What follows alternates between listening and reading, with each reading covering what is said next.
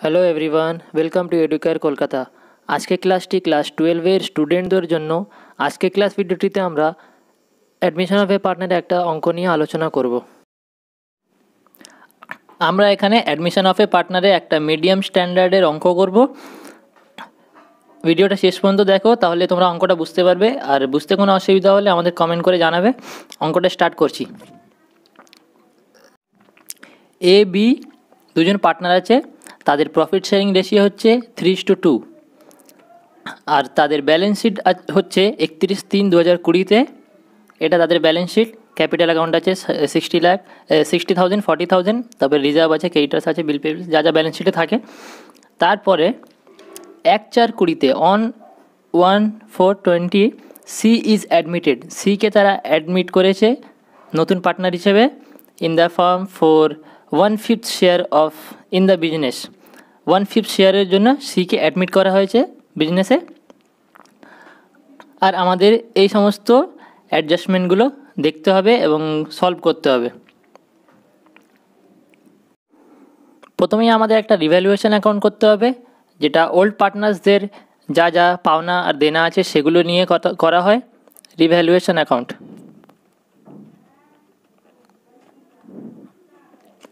Revaluation অ্যাকাউন্টে আমাদের assets আর liability কতটা বেড়েছে কমেছে সেটা আমাদের দেখতে হবে এবং সেই অ্যামাউন্টটা লিখতে হবে। যেমন এখানে অ্যাডজাস্টমেন্ট নাম্বার 1 বলেছে building to be valued at ₹1 lakh. বিল্ডিংয়ের ভ্যালু হয়ে গিয়েছে 1 লাখ। বিল্ডিংয়ের ভ্যালু আগে ব্যালেন্স শিটে আমাদের ছিল 80,000। তাহলে আমাদের বিল্ডিংয়ের ভ্যালু বেড়েছে, 80,000 ছিল 1 লাখ হয়েছে, মানে 20,000 বেড়েছে। তা আমাদের সেটা রিভ্যালুয়েশন অ্যাকাউন্টে লিখতে হবে বাই বিল্ডিং। আগের ভিডিওটিতে আমরা বলেছিলাম যে অ্যাসেটস বেড়ে গেলে সেটা ক্রেডিট সাইডে লিখতে হয় এবং কমে গেলে ডেবিট সাইডে, আর লায়াবিলিটি বেড়ে গেলে ডেবিট সাইড লিখতে হয় এবং কমে গেলে ক্রেডিট সাইডে। অ্যাসেট বিল্ডিং একটা অ্যাসেট, বিল্ডিং বেড়ে গিয়েছে 20,000, যতটা বেড়েছে সেটাই আমাদের রিভ্যালুয়েশন অ্যাকাউন্টে লিখতে হবে। তারপরে অ্যাডজাস্টমেন্ট বলেছে plan to be reduced by ₹10,000। Plant reduced মানে হচ্ছে কমে যাওয়া, কমে গিয়েছে 10,000 বাই 10,000, অর্থাৎ এই 10,000 কমেছে, 10,000 টাকার প্ল্যান কমে গিয়েছে। তাহলে ডেবিট সাইডে হবে যেহেতু কমে গিয়েছে বাই প্ল্যান্ট 10,000। তারপরে provision on debtors to be increased to ₹3,000। Provision on debtors increase to 3,000, 3,000 পর্যন্ত বেড়েছে। আগে আমাদের প্রভিশন অন ডেটার্স ছিল 2,000 আর এখন 1,000 বেড়ে গিয়ে 3,000 হয়েছে। অর্থাৎ কতটা বেড়েছে? 1,000 বেড়েছে। আগে 2,000 ছিল, এখন 3,000 হয়েছে, অর্থাৎ 1,000 বেড়েছে। তো সেটা এখানে ডেবিট সাইডে, যেহেতু প্রভিশনটা একটা লায়াবিলিটি, তাই এখানে ডেবিট সাইডে হলো। লায়াবিলিটি কেন হচ্ছে বলে দিচ্ছি, এখানে ডেবিটার্স তারপরে লেস প্রভিশন লেখা আছে। এটা লায়াবিলিটি সাইডেও লিখলে হয় আর অ্যাসেটে লেস করে লিখলেও হয়, তাই প্রভিশন একটা লায়াবিলিটি। তারপরে অ্যাডজাস্টমেন্ট বলেছে stock to be reduced by 5%। Stock 5% কমে গিয়েছে। স্টক কত ছিল আমাদের? স্টক ছিল 40,000, এর 5% কত হয়? 2,000 কমে গিয়েছে। স্টক একটা অ্যাসেট, তাই ডেবিট সাইডে, কমে গেলে debit side 2,000। C brings ₹10,000 as his share of goodwill. C 10,000 টাকা গুডউইল হিসেবে এনেছে। এটা আমাদের পার্টনার্স ক্যাপিটাল অ্যাকাউন্টে করতে হবে, তাই এখানে আমরা কিছু করব না। C will bring 50% of the combined capital of A and B. এটাও আমাদের পার্টনার্স ক্যাপিটাল অ্যাকাউন্টে করতে হবে। এখন আমরা রিভ্যালুয়েশন অ্যাকাউন্ট করছি, তাই রিভ্যালুয়েশন অ্যাকাউন্টটাই করব। The new profit sharing ratio, নতুন প্রফিট শেয়ারিং রেশিও বলে দিয়েছে 2:1, অর্থাৎ এ হচ্ছে 2, বি 2 আর নতুন যে এসেছে সি তার 1। তাহলে আমাদের যতগুলো অ্যাডজাস্টমেন্টস ছিল আর লায়াবিলিটি আর অ্যাসেটে যত ইনক্রিজ বা ডিক্রিজ ছিল সেগুলো আমরা রিভ্যালুয়েশন অ্যাকাউন্টে লিখে ফেলেছি। আমাদের আর কোনো অ্যাডজাস্টমেন্ট নেই। সো আমাদের রিভ্যালুয়েশন অ্যাকাউন্ট কমপ্লিট হয়ে গেছে। এবারে আমাদের প্রফিট হয়েছে নাকি লস হয়েছে সেটা বার করতে হবে, আর সেটা ওল্ড পার্টনারদের মধ্যে ভাগ করে দিতে হবে। আমাদের মনে রাখতে হবে রিভ্যালুয়েশন অ্যাকাউন্টে আমরা সেগুলোই লিখব যেগুলো বেড়েছে বা কমেছে, অ্যাসেটস বা লাইবিলিটি। তো আমাদের ক্রেডিট সাইড হচ্ছে 20,000 আর ডেবিট সাইডে এদিকে টোটাল হচ্ছে 13,000, অর্থাৎ 20,000 মাইনাস 13,000 7,000। এই 7,000 যেটা ডেবিট সাইডে কম আছে সেটা আমরা লিখব partners capital account A B. Debit সাইডে কম হয়েছে অর্থাৎ আমাদের প্রফিট হয়েছে, এই প্রফিটটা ওল্ড পার্টনারদের মধ্যে ওল্ড রেশিওতে আমাদেরকে ভাগ করে দিতে হবে 7,000 ইন্টু তাদের প্রফিট শেয়ারিং রেশিও ছিল 3:2। 3:2 মানে হচ্ছে এর ভাগ হচ্ছে 3/5, বি এর ভাগ হচ্ছে 2/5। এটা তোমরা অবশ্যই বুঝতে পেরেছো। 3:2 অর্থাৎ 3 আর তারপরে 3 + 2 5, ওপরে 3 নিচে 5, তারপরে বি এর হচ্ছে 2 আর দুজনের রেশিও মিলিয়ে 5, 2/5। 7,000 টোটাল প্রফিট হচ্ছে 7,000, তার মধ্যে এর হচ্ছে 3/5 অর্থাৎ 4,200।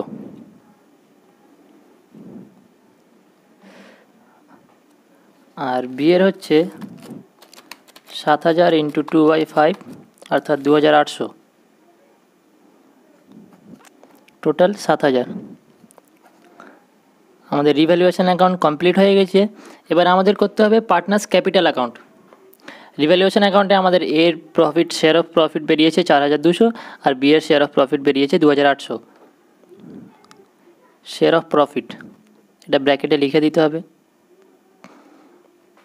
এরপর আমরা করব partners capital account. Partners capital অ্যাকাউন্টের ছক ঠিক এরকম হয়। পার্টিকুলার্স, 3টে অ্যামাউন্টের কলাম এ বি সি, তারপরে পার্টিকুলার্স এ বি সি, অর্থাৎ 3জন পার্টনারের যা ক্যাপিটাল বা যা প্রফিট হবে সেগুলো তার ঘরে লিখতে হবে, তাই আমাদের 3টে কলাম আলাদা করে করতে হয়। সবার প্রথমে আমাদের পার্টনার্স ক্যাপিটাল অ্যাকাউন্টে লিখতে হবে by balance BD, opening balance. Partners capital account যেহেতু এটা, আর আমাদের ওপেনিং ব্যালেন্স লিখতে হবে ক্যাপিটাল অ্যাকাউন্টে এ আর বি এর যা ওপেনিং ক্যাপিটাল ছিল 60,000, 40,000, এটা হচ্ছে আমাদের ওপেনিং ব্যালেন্স। 60,000, 40,000। তারপরে আমাদের লিখতে হবে রিভ্যালুয়েশন প্রফিট। এটাও একটা পার্টনার্স ক্যাপিটাল অ্যাকাউন্টে এটা পুট করতে হয়, তাই আমরা এখানে লিখেছি টু পার্টনার্স ক্যাপিটাল অ্যাকাউন্ট, অর্থাৎ পার্টনার্স ক্যাপিটাল অ্যাকাউন্টে যাবে অ্যামাউন্টটা 4,200, 2,800 by revaluation account. By revaluation account 4,200, 2,800। এরপর আমাদের অ্যাডজাস্টমেন্টে বলে দিয়েছিল C bring ₹10,000 as his share of goodwill in cash. A and B যখন ওল্ড পার্টনার ছিল তাদের প্রফিট শেয়ারিং রেশিও ছিল 3:2, তারা 3:2 রেশিওতে তাদের যা প্রফিট হতো সেগুলো ভাগ করতো। কিন্তু সি আসার পর তারা কম শেয়ার ভাগ করবে, তখন তারা 2/5 আর 3/5 আর 2/5 অংশ ভাগ করতো। এখন এ আগে পাচ্ছিল 3/5, কিন্তু এ এখন কত পাচ্ছে 2, এর শেয়ার হচ্ছে 2, তারপরে 2 + 2 + 1 5, 2/5, অর্থাৎ এ কম পাচ্ছে, অর্থাৎ একে স্যাক্রিফাইস করতে হচ্ছে। তাই আমাদের একটা এখানে স্যাক্রিফাইসিং রেশিও বার করতে হবে। আর সি যে অ্যামাউন্ট অফ গুডউইল এনেছে সেটা ওল্ড পার্টনার্সরা নিজেদের মধ্যে ভাগ করবে, কারণ তারা সি এর জন্য স্যাক্রিফাইস করছে, সি এর জন্য তারা ত্যাগ করছে। আগে যা প্রফিট তারা পেত, যে রেশিওতে পেত, সেই রেশিওতে তারা এখন প্রফিট পাবে না। সি এর আসার পর সেই রেশিওটা কমে যাবে, অর্থাৎ সিকেও তাদের প্রফিট দিতে হবে। তাই সি যে শেয়ার অফ গুডউইল আনবে সেটা ওল্ড পার্টনাররা নিজেদের মধ্যে নিয়ে নেবে, নিজেদের অ্যাকাউন্টসে ভাগ করে নেবে। তো আমাদের স্যাক্রিফাইসিং রেশিও বার করার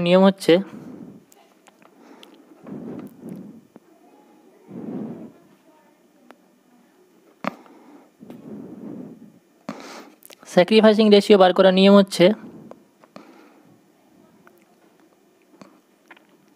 old ratio minus new ratio,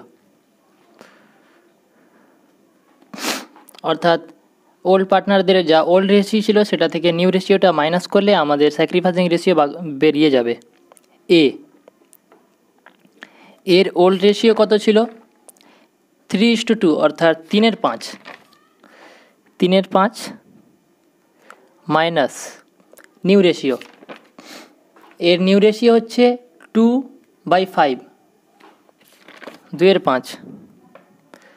এটা আমাদের ক্যালকুলেট করতে হবে, ক্যালকুলেট করে কত হচ্ছে দেখতে হবে। 5, 3 - 2, 1/5। বি এর আগে ওল্ড রেশিও ছিল 2/5, 2/5 মাইনাস বি এর নিউ রেশিও হচ্ছে 2/5, নিউ রেশিও বলে দিয়েছে 2/5। বি এর শেয়ার, এটা ক্যালকুলেট করে হবে 2 - 2 = 0/5, অর্থাৎ বি এখানে স্যাক্রিফাইস করছে না। বি যতটা আগে পাচ্ছিল শেয়ার অফ প্রফিট এখনও ততটাই সেই রেশিওতেই পাচ্ছে, অর্থাৎ বি স্যাক্রিফাইস করছে না। এ স্যাক্রিফাইস করছে সি এর জন্য 1/5। তাই সি যে গুডউইল এনেছে 10,000 টাকা, গুডউইলের অ্যামাউন্ট হিসেবে যে 10,000 টাকা এনেছে সেটা এ পুরোপুরি পেয়ে যাবে। নিউ পার্টনার গুডউইলের জন্য যে টাকা আনবে সেই টাকাটা ওল্ড পার্টনার্সরা স্যাক্রিফাইসিং রেশিওতে ভাগ করবে।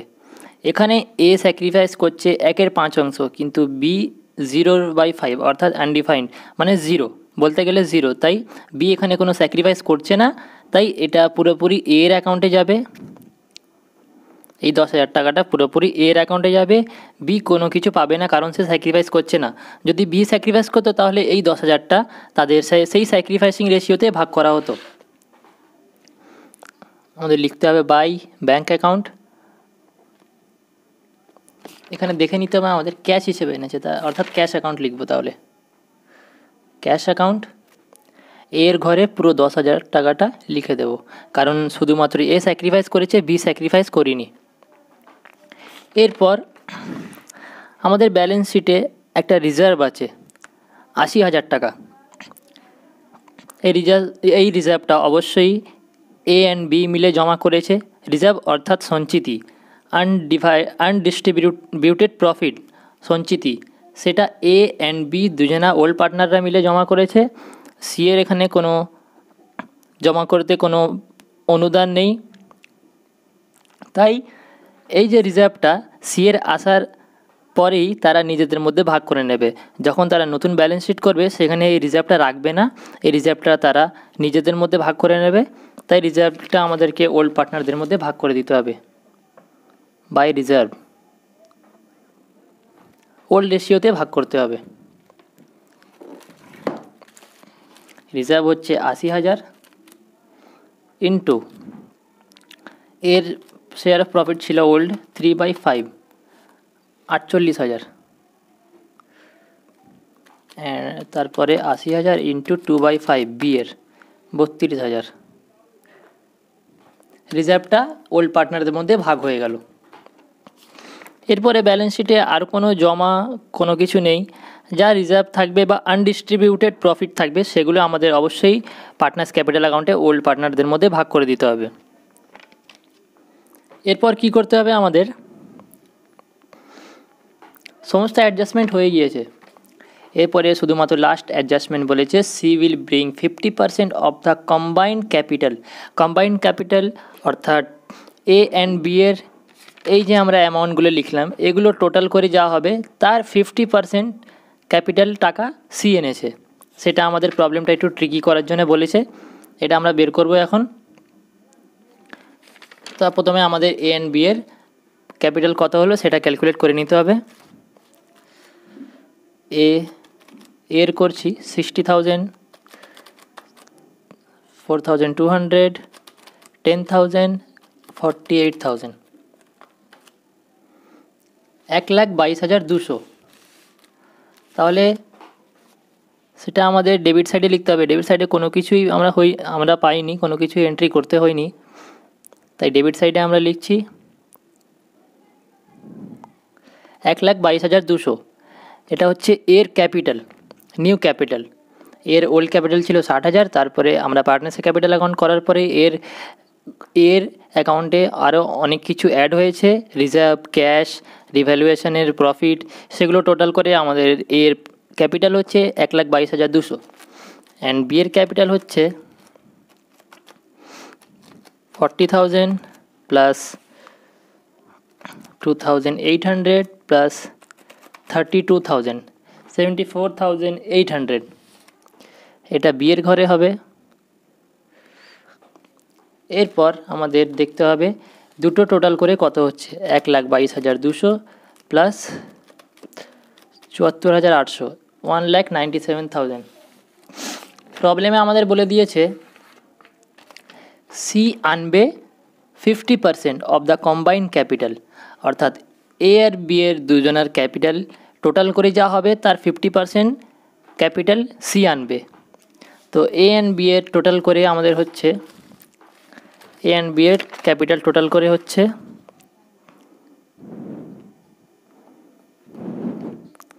combined capital of A and B is 1,97,000. C's capital, C কত টাকা ক্যাপিটাল আনবে, 1,97,000 এর 50%,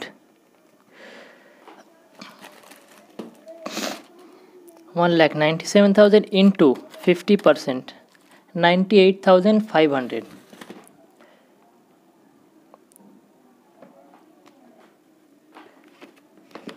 এটা আমাদের লিখতে হবে বাই ব্যাংক,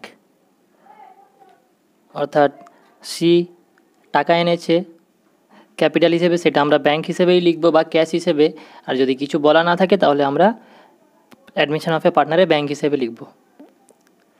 98,500, অর্থাৎ টু ব্যালেন্স সিডিতে সি এর ক্যাপিটাল হচ্ছে 98,500।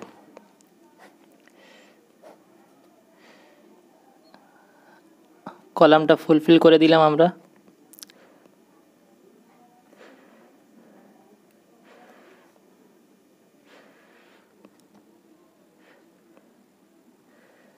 $74,800 1,22,200।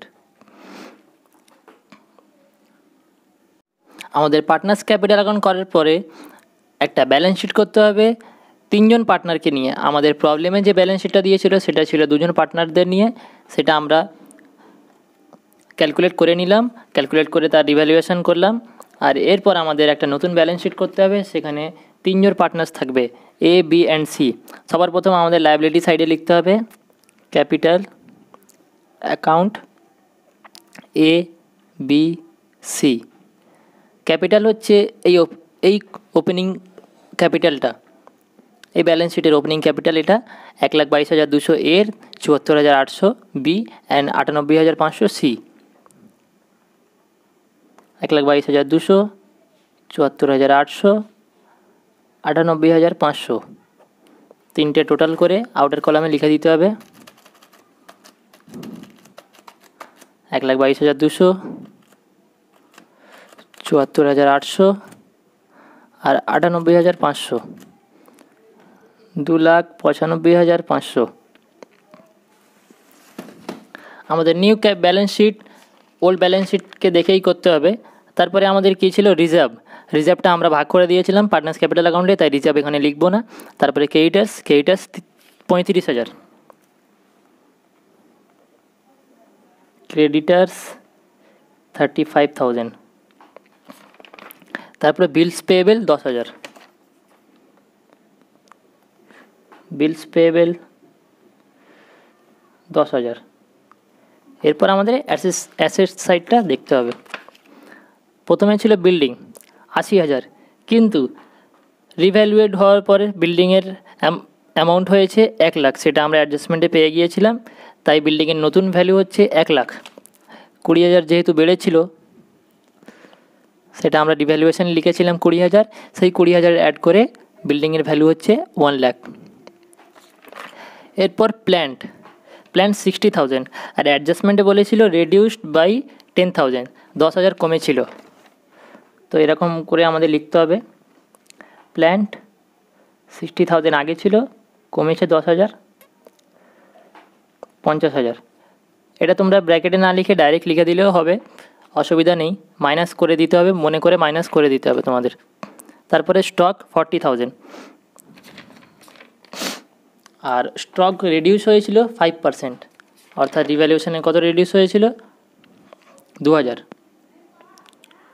Stock 40,000 minus 2,000, 38,000। এরপর ছিল ডেপ্টার্স 32,000, সেটা আমরা লিখব। ডেটার্স 32,000। আর প্রভিশন ব্যালেন্স শিটে 2,000 ছিল, কিন্তু অ্যাডজাস্টমেন্টে বেড়ে গিয়ে 3,000 হয়েছে, অর্থাৎ 1,000 বেড়েছিল, সেটা আমরা রিভ্যালুয়েশনে লিখেছিলাম, তাই এখানে প্রভিশনটা লেস হবে। টোটাল 3,000, আগের 2,000 আর 1,000 যেটা ইনক্রিজ করেছে 3,000, মাইনাস করে হবে 29,000। তারপর হচ্ছে cash at bank and in hand 15,000। এটা আমাদের ভালো করে দেখতে হবে। Cash at bank and in hand, অর্থাৎ ব্যাংকে আর হাতে কত টাকা আছে। ব্যালেন্স শিটে আছে 15,000, আর এখানে সি 10,000 এনেছে গুডউইল হিসেবে, প্রিমিয়াম ফর গুডউইল, ক্যাশ হিসেবে এনেছে, তাই এখানে 10,000 অ্যাড হলো। এরপর ব্যাংক অ্যাকাউন্ট হিসেবে ব্যাংক অ্যাকাউন্টে 98,500, যেটা সি এর ক্যাপিটাল ছিল, সেটাও একটা ব্যাংক অ্যাকাউন্ট বলেছে, অর্থাৎ ক্যাশ অ্যাট ব্যাংক এটা অ্যামাউন্টটা, তাই এটাও লিখতে হবে 35,000। আমাদের দেখে নিতে হবে পার্টনার্স ক্যাপিটাল অ্যাকাউন্টে আর কোনো ক্যাশ বা ব্যাংকের এন্ট্রি আছে কি না। এখানে নেই, ক্যাশ ছিল 10,000 লিখে ফেলেছি, ব্যাংক ছিল 98,500 সেটাও লিখে ফেলেছি। এরপর এই তিনটে টোটাল করতে হবে আমাদের। 15,000, 10,000 আর 35,000, না সরি 98,500, ওটা ভুলভাবে লিখে দিয়েছিলাম। 15,000, 10,000, 98,500, টোটাল হচ্ছে 1,23,500। এটা আমাদের new cash in hand and cash at bank, যেটা সি এর আসার পর হয়েছে। এরপর আমাদের ব্যালেন্স শিটে অ্যাসেট অ্যান্ড লাইবিলিটি সাইড মিলছে কিনা সেটা চেক করতে হবে। যদি আমাদের অ্যাসেট অ্যান্ড লাইবিলিটি সাইড মিলে যায়, দুদিকের অ্যামাউন্ট ইকুয়াল হয়ে যায়, তাহলে বুঝবো আমাদের অঙ্ক পুরোপুরি কারেক্ট। তাহলে আমরা টোটাল করছি 2,95,500 ক্যাপিটাল, তারপরে 35,000 ক্রেডিটার্স, তারপরে বিলস পেবেল হচ্ছে 10,000, total 3,40,500। And asset side total করছি আমরা, দেখি কত হচ্ছে।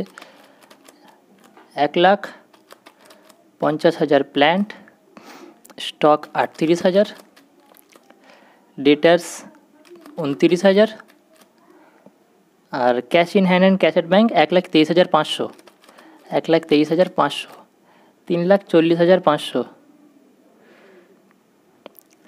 তাহলে আমাদের অ্যাসেট অ্যান্ড লাইবিলিটি সাইড মিলে গিয়েছে, দুদিকের ব্যালেন্স হচ্ছে 3,40,500, যেটা দুদিকে ইকুয়াল হয়ে গিয়েছে। ব্যালেন্স শিট যখন আমাদের মিলে যাবে তখন আমরা বুঝবে যে আমাদের অঙ্ক কারেক্ট। ঠিক যেমন ফাইনাল অ্যাকাউন্টে আমরা asset balance sheet liability and asset side মিলে যায় ব্যালেন্স শিটে, আমরা বুঝি যে আমাদের অঙ্ক কারেক্ট।